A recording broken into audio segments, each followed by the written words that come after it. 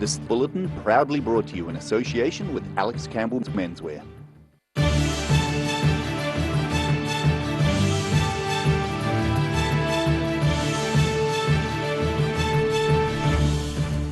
Tonight on The South Today, Dunedin MP Michael Woodhouse believes the National Party's new leadership team is stable. A funding boost means rescue helicopters can reach more people in harder to access areas. And a fire which ravaged a house in Christchurch is leaving firefighters with unanswered questions.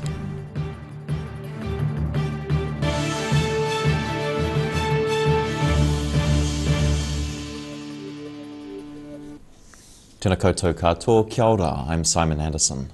Dunedin-based National Party List MP Michael Woodhouse has seen party leaders come and go, but feels the new team can lead them into the next election.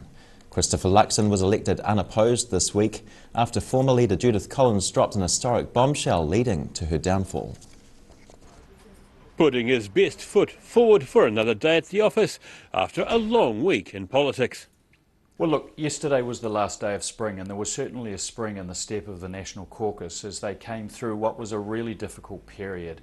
But I think with a good outcome, with a fresh, energetic and really competent team. But it was tough last week. I think Judith took over the leadership of the National Party at a time when really no one else was putting their hands up.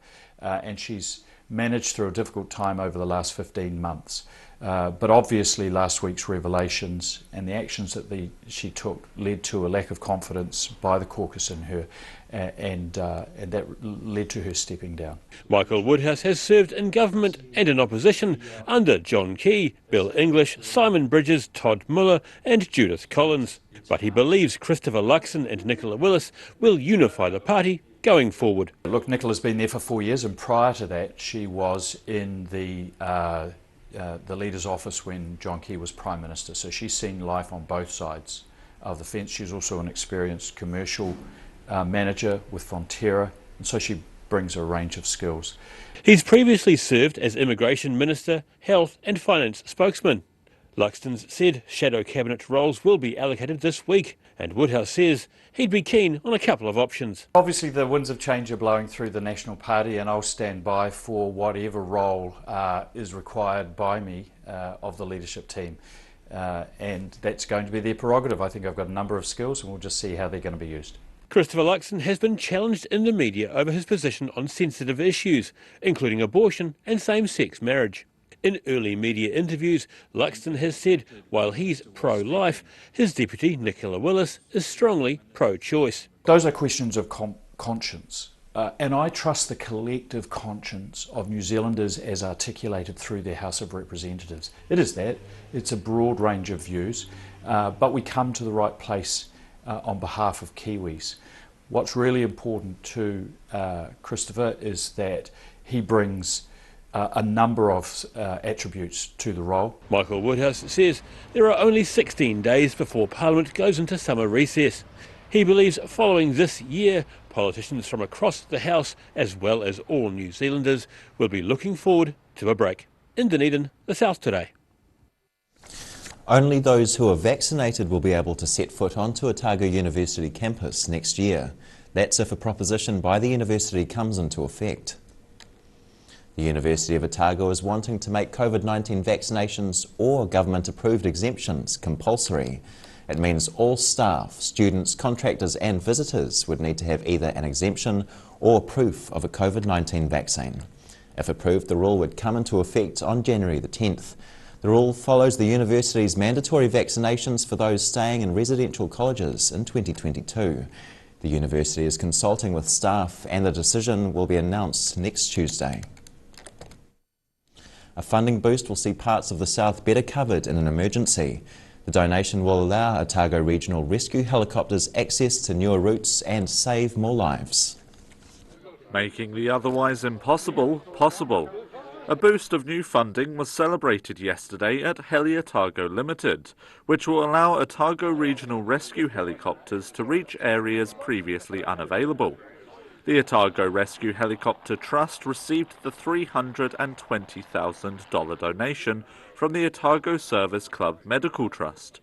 The extra funding will assist with the development of new instrument flight rules routes across the southern region.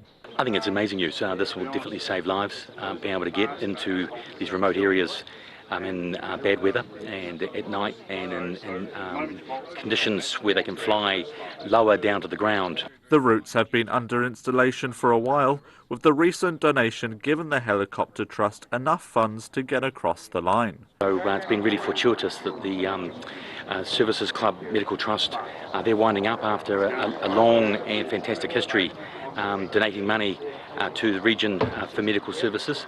So for the sum of money, they're funding a really large portion of the IFR routes. The new routes will allow rescue helicopters to places as far south as Stewart Island. In Dunedin, the South Today. The Otago Regional Council will spend about $45 million over the next 30 years protecting the Taieri Plains from flooding. The Lower Taieri Flood Protection Scheme began today with 2 community workshops in Outram. The scheme is looking to understand and minimise the impact of flooding in the area. A large flood could affect neighbouring farming communities and Mosgiel, Outram and Momona residents, as well as the Dunedin Airport. ORC Engineering Manager Michelle Mifflin says following the workshops, the Council will begin a more detailed feedback process with further community meetings. Neighbours along Christchurch's King Street were woken by the sound of a burning house last night. Emergency services were called out to the property at 11 p.m. to fight the blaze ravaging the Sydenham property. At around 11 p.m, fire crews responded quickly to contain a house fire and stop it spreading to neighbouring properties. What happened last night was a structure fire, residential house which was unoccupied, and we had a second alarm response to that. The building was vacant at the time, so whilst the crews did an aggressive attack, they also defended the neighbouring properties from a very well involved fire. Irvine says that while this house was vacant, investigators still have some questions that need to be answered.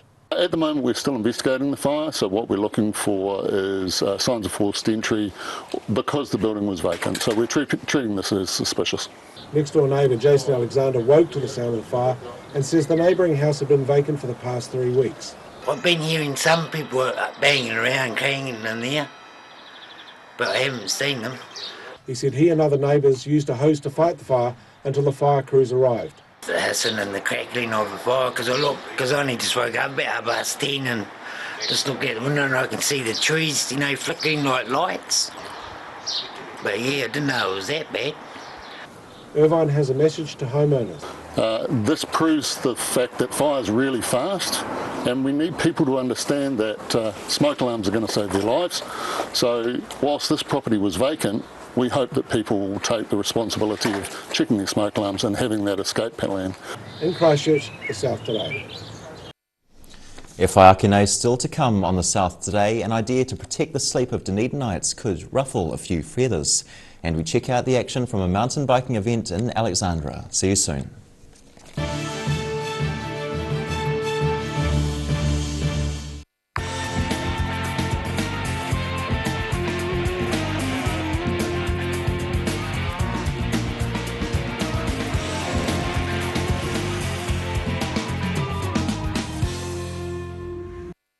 Hi, it's November. We think that's too negative. We're calling it Govember. Time to go shopping. We've got a huge amount of stock we've bought in as special for you. So there's big selections of short sleeve shirts and polos, long sleeve casual and fashion shirts, jeans, trousers, casual trousers, shorts. Go check it out at Alex Campbell Menswear. Go while it's safe. Go while you can. Go while you save. It's Govember. Alex Campbell Menswear, it fits. So remember, it's not November, it's Govember. Alex Campbell Menswear. It's certainly being on a bike, the frustrations you get when people are behind you, they're impatient, it's only 5 or 10 seconds more out of your day, and when you think about it, we're on a lot longer journey than you are, and just keeping space. It's not hard to give a metre, even if it means waiting a minute or so to pass.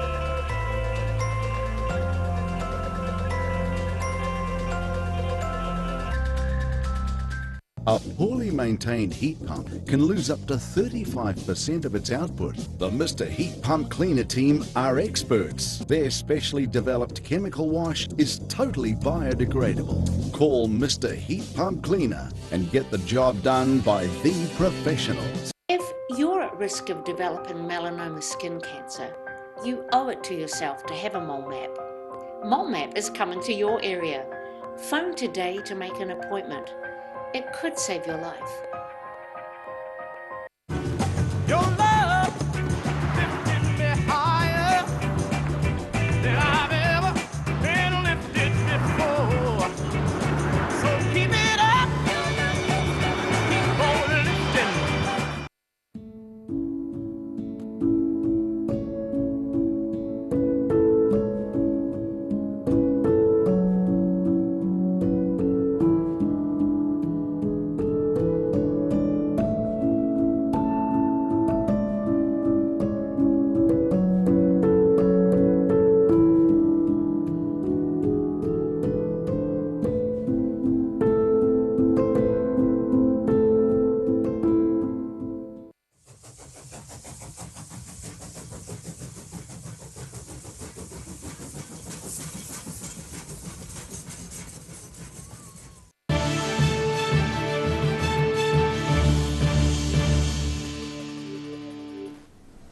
Namainor, welcome back. Dunedin residents being woken up by the early call of a rooster could soon be a thing of the past. A new ban is aiming to reduce the number of interrupted sleeps with stricter rules around owning roosters in Dunedin's boundaries. A feathered friend for some, but a noisy nuisance for others. There could soon be fewer roosters in your neighbourhood after a new ban was recommended by the Dunedin City Council Regulatory Subcommittee yesterday. While it could mean more sleep for some, one 16-year-old Dunedin Poultry, Pigeon and Cage Bird Club member warns an outright ban could stop their members breeding certain species. They breed some of the only breeds of the kind in New Zealand, and if they were to stop breeding them, or if they were to no longer have the roosters or anything like that, it would probably mean the extinction of that kind of species. However, instead of completely outruling rooster ownership, the council has instead opted for a ban on keeping the birds in residential areas, unless owners get written permission from the council. Washington was pleased with the willingness to listen from the council. The council, they were quite positive about everything, and I think they were trying to work with us, which was a big thing for us. Council staff have not yet said what the rooster owning permission process would involve. In Dunedin, the South Today. Alexandra was home to world-class mountain biking this weekend for the Crankworx competition. The mountain bike festival kicked off on Saturday with the first leg of the tour. Competitors worked their way around Alexandra's rugged landscape over the course of 2 days with varying success. The Crankworx event gives local talent the chance to ride alongside international and national pros. So opening weekend here in Crankworx Summer Series here in Alex, and the first day was a bit wet, pretty hard on the riders, it was really cold, but then yesterday the sun just sort of came out and we had some amazing racing. Queenstown is hosting the next stage of the Crankworx event this weekend. An important aspect of Gore's history is being celebrated with descendants remembering the area's illicit whisky trade.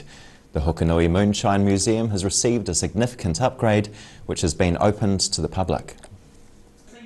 Toasting their success. A lot of people who have come along have been supporters. They've been really helpful with the project. They've been donors and they've supported us with materials and gifts in kind. And it's just nice to show them the finished product, or the first stage of the finished product. This distillery is part of stage 1 of the Maruawai Cultural Precinct project, which received a $1.6 million grant from the government's former Provincial Growth Fund in 2019. Gore District Arts and Heritage Curator Jim Geddes says building an operational distillery wing has been in the planning since the early 1990s, and the idea came from Bill Stewart's book. Well, it was Bill's book that basically gave rise to the museum. Obviously there'd been an earlier trust that worked on the idea of having a distillery in Hokonui country, but the opportunity was there to tell the whole Hokanui story and put that still in some kind of context. Descendants from both sides of the early New Zealand illegal booze trade attended the event. Minister for Economic and Regional Development Stuart Nash, great-grandson of Customs Minister Sir Walter Nash, along with moonshine maker Miriam McRae's great-grandson Bill Stewart, raised a glass to the new section of the museum. In Gore, the South Today. After the break on the South Today, we check out a southern art exhibition, and depending on where you are in the south, it's either cloudy or sunny at your place tomorrow. Find out which after the break. Hea koko ake nei.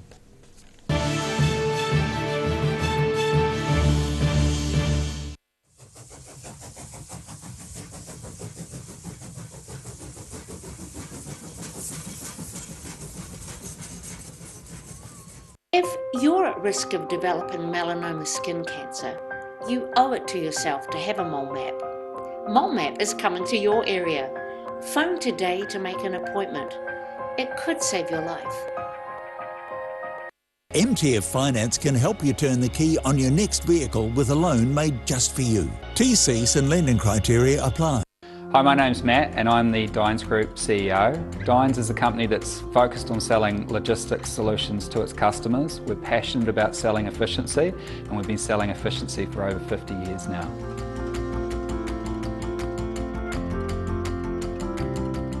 A poorly maintained heat pump can lose up to 35% of its output. The Mr. Heat Pump Cleaner team are experts. Their specially developed chemical wash is totally biodegradable. Call Mr. Heat Pump Cleaner and get the job done by the professionals. Just plan your route a little bit, choose nice and quiet roads. In the winter, it's always nice to ride north and south. That way you get the driest route and less likely to hit black ice.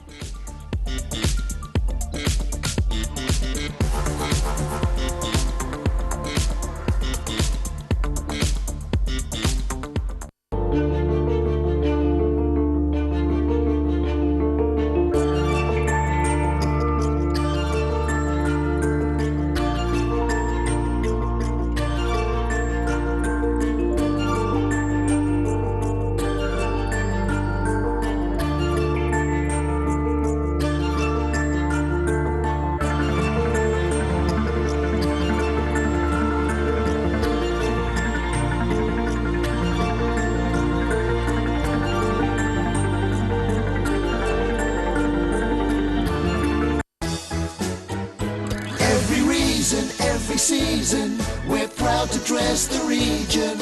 Alex Campbell menswear, it fits.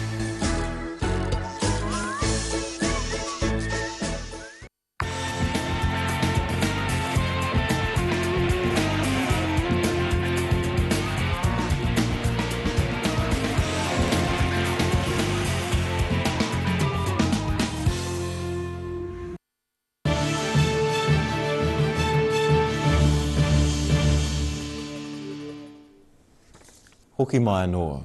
A steady stream of young art collectors visited the Muku Youth Print exhibition at the East Gore Art Centre recently. The exhibition was started by Muku Studio co-founders Frans Bertens and Magda van Gils and has been touring the country since 1987. The Muku Art Prince exhibition is visiting Gore's Eastern Southland Art Gallery. The travelling exhibition has been running since the late 1980s, bringing art to younger people. So adults are not allowed in the space. They're not allowed to influence children as to you should buy that work because it's a major art. During its 30-plus years, 88 New Zealand and 77 overseas artists have contributed to the project, featuring many names like Ralph Hottery, Pat Hanley, Nigel Brown, John Reynolds and Dick Frizzell. But people could be buying work by the art world's next big thing and never know. And the idea is that the signature is always covered up. So adults would immediately recognise quite major artists and think, oh, here's a work, we'll have that. About 200 people visited the exhibition and roughly 72 prints were sold. 18-year-old Luke Thompson of Tapanui has been buying prints for about 10 years and is pretty stoked with this year's purchase. Called to me as such. There was another one that was sort of similar but slightly different, but I just sort of preferred this one, so I just went with it.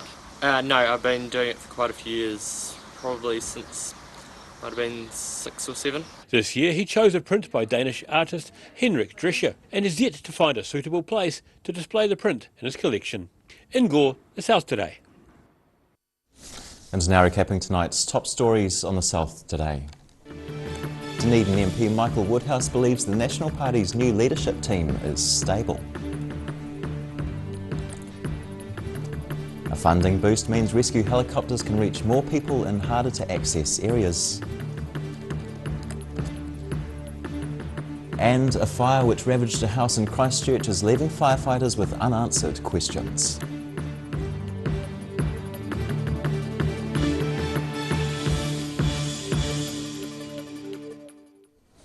And now for a look at what's happening in tomorrow's ODT, we welcome editor Barry Stewart. Kia ora, Barry. Hello, Simon.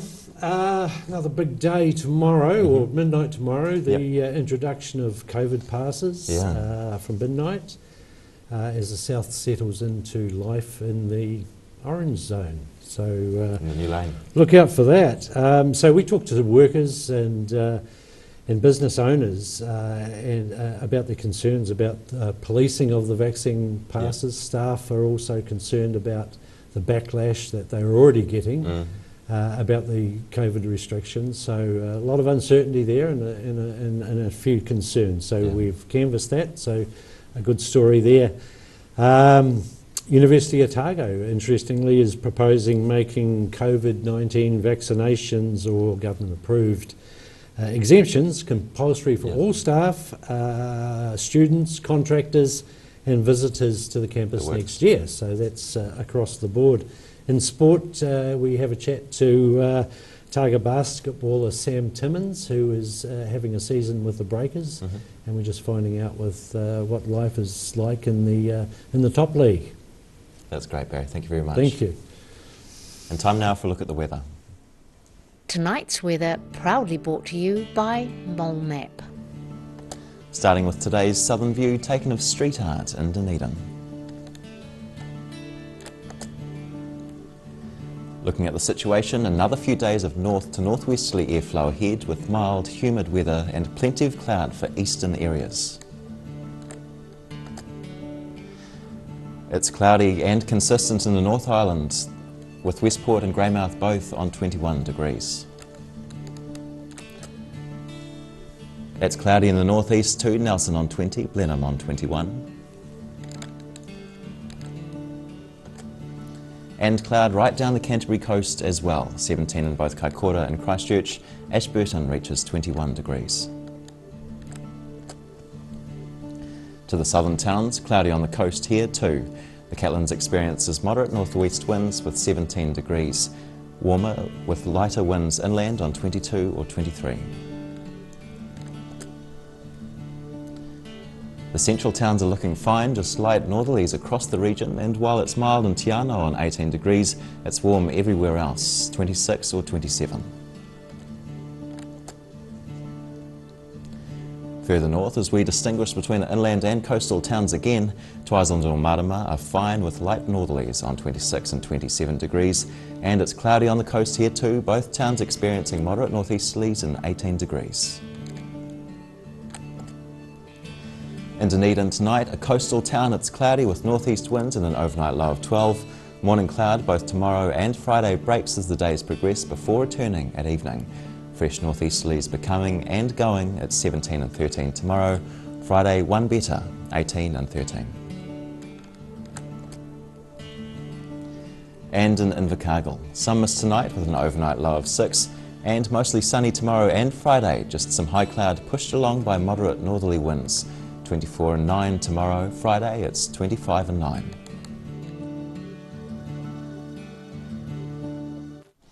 And that's the news this Wednesday. For the latest news and videos from the southern region, head online to odt.co.nz, and you can follow Channel 39 on YouTube to catch our news bulletins on demand. Nō reira, kia pai te pō, ka kite anō.